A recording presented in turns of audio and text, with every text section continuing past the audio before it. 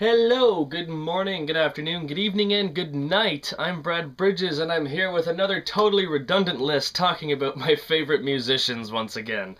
I posted a video similar to this not too long ago talking about my favorite drummers, and I got a lot of really good response. I had some great comments on that video.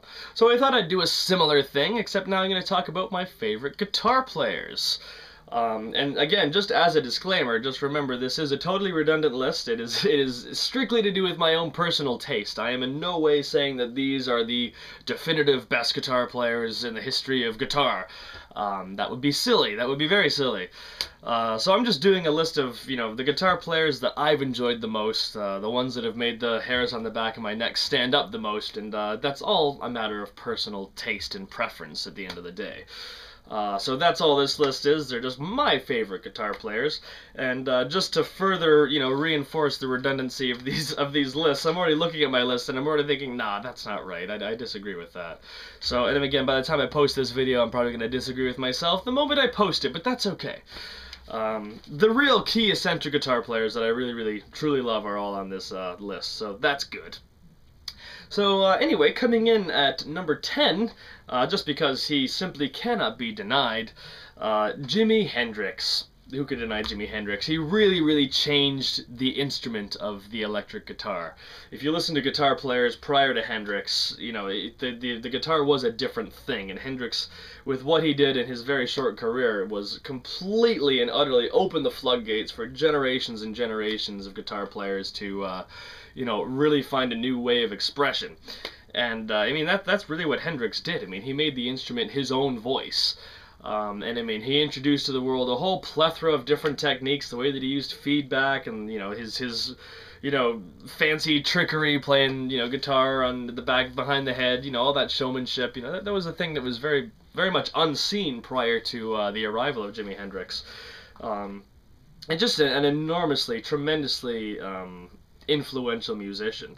And I think it's actually, in this day and age, Hendrix does get often overlooked in a lot of cases, because, I mean, there's so many ridiculous guitar technicians that can just, shred a mile a minute or whatever, and they display incredible virtuosity, which isn't always apparent in some of Hendrix's solos, but when you really listen to it, I mean, he was a genius. You listen to, if you listen to just the rhythm part to a song like Little Wing, and you really see, how immensely talented this guy was on the guitar. And I mean, that's just the rhythm parts. The solos are a whole other thing.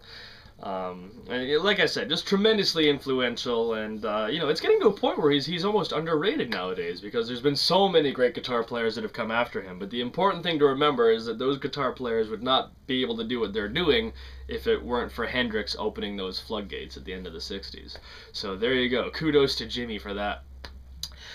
Moving up to number 9, we'll get a yes man. I gotta talk about Steve Howe. You can't not talk about Steve Howe in a list of guitar players on a progressive rock channel. What a great guitar player! What a unique sound. I mean, Howe came at a time when all guitar players sounded different. I mean, Steve Howe sounds nothing like Jimi Hendrix, sounds nothing like, or Jimmy Page sounds nothing like Ritchie Blackmore. All these players had their own sound.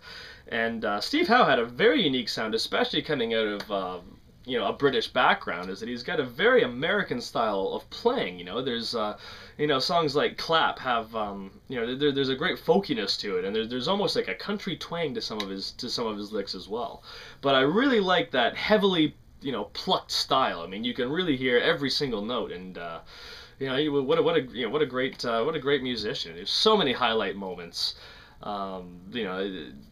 It's redundant to list them all. I've talked about Yes. I've talked about some of Yes. I'm still going to talk about a few other albums, but yeah, Steve Howe, tremendous guitar player, one of my favorites. We'll move up to number 8. We'll have a local hero for me, Alex Lifeson. Huge fan of Lifeson's playing. He's another one of those criminally underrated players. And I think that, a lot of that has to do with the fact that, when you're the guitar player in a band that has Geddy Lee on bass and Neil Peart on drums, I mean, you're with some of the very best, highly regarded, at the very least, highly regarded musicians ever. But Lifeson, he keeps up with those other guys just fine. And it's not even that he keeps up. I mean, they're all they're all up there on that pedestal as far as I'm concerned. But Lifeson's got a very unique soloing style. He's very, very atmospheric. And, you know, he has all the technique that he can play fast and do all the crazy shredding, which is, you know, evident on solos that are on, you know, La Villa Strangiato. But he's also very atmospheric, and he can do all kinds of, you know, interesting tones and whatnot, which is apparent in the 80s Rush, you know, particularly on songs like Between the Wheels. So Lifeson's a phenomenal guitar player, very diverse and a very unique soloing style, and again, criminally underrated. More people should listen to Lifeson's solos because he's crazy. And his rhythm is very distinctive too. I think his rhythm playing, particularly in the 70s Rush albums, is hugely influential to metal. He had that very, you know, aggressive, thrashy attack that he had with some of his rhythmic parts, you know, particularly on tracks like Cygnus X1 and that. So yeah, Alex Lifeson gets a big thumbs up from me. Moving up to number 7, a guitar player for a band that I haven't talked about yet, Ritchie Blackmore. Ritchie Blackmore, probably one of the most famously not nice people in the world, but man, that guy could play. He was a phenomenal guitar player. And I mean, a truly great improviser too. Blackmore is very famous for never remembering any of his solos. With the exception of Highway Star, because it is so iconic, and I mean, if it's something that's that iconic, it's easy to remember. And Blackmore is also wise enough to know that that ascending bit, or that descending bit, is just too good not to play over and over again. But most of the time, Blackmore's solos are entirely improvised, and he's just got a tremendous touch. I mean, he can, you know, he can play very, very lightly and jazzy in a very heavy context, and he can also thrash and play fast and do all that crazy stuff as well. But I've always been a huge Blackmore fan. I mean, I love Deep Purple. I love Steve Morse, too. See, Steve Morse is not on my list. Now, ultimately, you know, I probably would say that Steve Morse is, you know, technically the better guitar player. But I've always just loved Blackmore's style. You know, it's always, you know, that classical thing. Again, very, very influential amongst guitar players. And he doesn't get talked about quite as much as certain other guitarists of the era. Maybe because he's famously not very nice. But I mean, if you look at Blackmore's immediate contemporaries, I'm talking Jimmy Page and Tony Iommi, I think Blackmore was way ahead of those guys, personally. Neither Iommi or Page made it to my list, but I had to include Blackmore because he's just crazy. Like I said, huge fan of Deep Purple. I'm a huge fan of Rainbow as well. Rainbow had some really, really great tracks, and yeah, Ritchie Blackmore, what a guy. Tremendous guitar player. And if you're watching, I'm sorry I said you're not nice. I've never met you in person, but there's a lot of hearsay going around, and has been going around since before I was born. He's a famous prankster as well. Anyway, moving on. Let's go out to number 6 on my list. Oh, the eccentric Buckethead. Now, maybe not a whole lot of people are familiar with Buckethead, but he is a frightening guitar player. He's one of those technicians that's got all the technique, but he's also got all the feel. And I mean, I love his whole getup too. I love how no one really knows who he is, or well, I think what's his name? His actual name is documented in the. Oh, it's gonna bug me now. Not important. His guitar playing is the focus. And like I said, as I was saying, I like the whole bucket getup and the mask and all that weird stuff. But he is one of those frightening guitar players where you watch his technique and it is utterly astounding.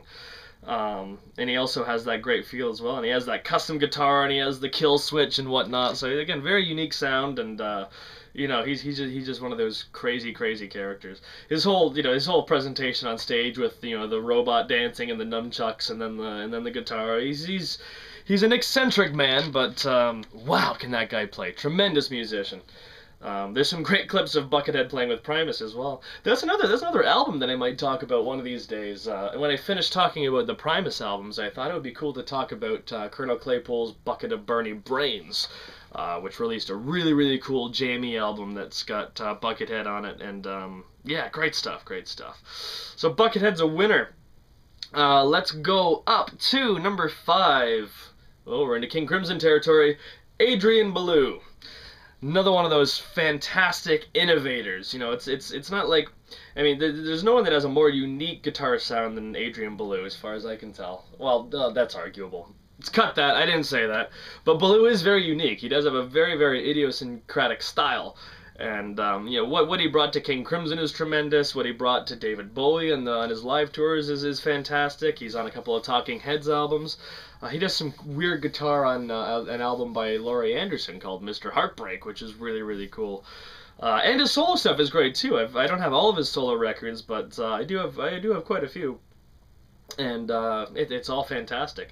Baloo's definitely in the, you know, I guess the Hendrix school of thought. I mean, he's not a shredder. I mean, he can play fast, but he's not. That's not his thing. It's all about the sound that he's making. And you know, with you know, King Crimson songs like Elephant Talk, and he gets the animal sounds going, and Lone Rhinoceros has some of those stuff. So it's more of an atmospheric thing, I think, than it is, you know, a technical thing. But he provides just the right atmosphere for whatever project that he's involved in. So Adrian Belew scores a lot of points with me.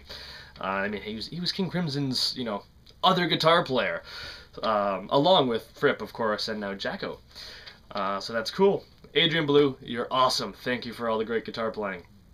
We're up at the top half of my list now. We're talking about number 4, who is Steve Vai. Another one of those technicians that can just play absolutely anything, but he's got a wicked style too. And God, he's one of those frightening guitar players. Frank Zappa put it best on some of his albums, where he was credited with strat abuse. His official title in Zappa's band was that of stunt guitar player, so he would do all the musically impossible stuff, basically. And of course, Vai's famous for notating the spoken word vocals on songs like The Dangerous Kitchen and the Jazz Discharge Party Hats. And I think that's some of Vai's coolest stuff. If you listen to those tracks by Zappa, like I said, Dangerous Kitchen and Jazz Discharge Party Hats, very funny song, by the way. You can actually hear Steve Vai playing the guitar underneath Zappa's improvised half-spoken, half-sung vocals, which is quite a feat. You know, that must have taken him hours upon hours upon hours. And then after transcribing it, he had to learn the damn thing. So, I mean, that scores a lot of points in my book. Steve Vai is tremendous. He's a tremendous talent. He's very musically literate, and his solos are frightening. First time I ever saw Zappa play Zappa, I saw Dweezil Zappa, and Steve Vai and Terry Bozzio were two of the guests, and Vai did the big solo in Zombie Woof, and man, just a ridiculous guitar player. He is a pro. And we've made it to my coveted top 3, my meaningless top 3 favorite guitar players. Some of you might be able to guess some of the guitars that are going to be mentioned. So let's go with number 3. My third favorite guitar player at this moment has to go to Allan Holdsworth. Frickin' great guitar player. He's another one of those criminally underrated guys. You know, he's got that modal style, and he was famously influenced by sax players. Actually, he was heavily into the likes of John Coltrane and whatnot. And once you realize that, you realize his guitar sounds like a saxophone. You know, he's famous for a legato style where the notes kind of blend into one another, much like a saxophone. And, I mean, that was just the technique that he developed to get the sound that he wanted, but he sounds unlike anybody else. He's a true pioneer. And, you know, folks like Eddie Van Halen owe a huge debt of gratitude for what Allan Holdsworth did. Obviously, Eddie Van Halen is a tremendous guitar player in his own right, but you can hear Holdsworth in bits of Eddie's playing, I think. But yeah, what a great guitar player. Of course, Allan Holdsworth was in UK, which is a great late 70s prog band, prog supergroup, if you like. But Holdsworth had an extensive solo career. He played with countless musicians. My favorite stuff is on the Bruford albums, actually, which I might talk about. I might talk about the 3 70s Bruford albums, and I might talk about some Earthworks as well. But I was listening to a lot of Bruford over the holidays, and I got me into some serious Holdsworth. So when I came about making this list, I thought, yeah, he has to go on there, no doubt, no question of a doubt. Allan Holdsworth, fantastic guitar player, and he tragically passed away less than a year ago. So rest in peace, sir. Thank you very much for all the tremendous inspiration. We're up to number 2. Who's it going to be? Well, I'll give you a hint. It's another King Crimson guitar player. Robert Fripp. Another one of those very unique players. There's not too many guitarists that sound just like Robert Fripp. Although you could argue that you know, stuff like the League of Crafty Guitarists and members that were a part of his guitar craft have, you know, because they play the same scales and whatnot, they use the same tunings. There's, you know, vague similarities, but Fripp is just a fantastic player, and you know, there's a great quote. I think it was from some silly progressive rock documentary that was aired a few years ago, and they described Fripp as he used the guitar as an instrument of science rather than music. And that kind of fits the description to a certain extent. Obviously, he's famous for all of his looping experiments in the 70s when he called it Frippertronics. He made a whole slew of fantastic albums with Brian Eno across the decades, but No Pussyfooting is a favorite of mine. It's a very early ambient album, and the whole album is just Fripp playing, you know, those sustained notes with Brian Eno messing around on the tapes, the old tape decks. I'm sure if you watch my channel, you're familiar with Fripp and Eno, and No Pussyfooting is a fantastic album. I may talk about it on the channel sometime. But I just love Fripp's playing. You know, it's very unique. And Fripp has even said himself that he had no natural aptitude to the guitar when he started out. I mean, all of his technique and talent is the result of discipline and just, you know, putting your mind to something to the point that you will succeed. And you know, he ended up with a very, very unique style, and you know, no one can deny Robert Fripp. He's a fantastic player, and you know, all the soundscapes that he's done, and you know, I just ramble incoherently, and I start to make less sense. The point is, I'm a big fan of Robert Fripp's guitar playing. So with that, let's up the ante. We're gonna go up to oh, that's the other thing, Fripp. Before I move on to number one, I just gotta say Fracture. That's a scary song to learn on the guitar. Same with Fractured as well from Construction of Light, and there's a lot of Fripps playing that's quite scary. Anyway, I just had to say Fracture because that when I learned bits of Fracture, and to play it like Fripp plays it is crazy. Anyway, that was a little aside. Moving on to number one on my redundant list. Can anybody guess it? Time's up. Frank Zappa. I gotta say, Frank will always be number one on my list of guitarists. You know, he had a very, I mean, in his words, a specialized style. And that's certainly one way to put it. I mean, nobody else had really learned guitar the way that Frank did. I mean, he said he started out with blues licks and he never really bothered to learn any chords.